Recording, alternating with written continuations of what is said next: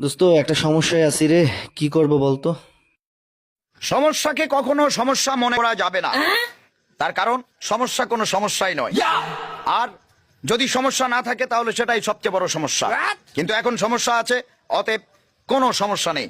তার কারণ হলো সমস্যার মাধ্যমেই সমস্যাকে সমস্যার মধ্যে ফেলে দিতে হবে।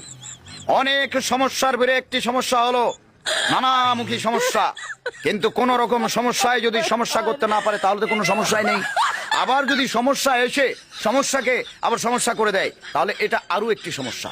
সমস্যা নিয়ে কোন রকম কোনো সমস্যা মনে করবেন না।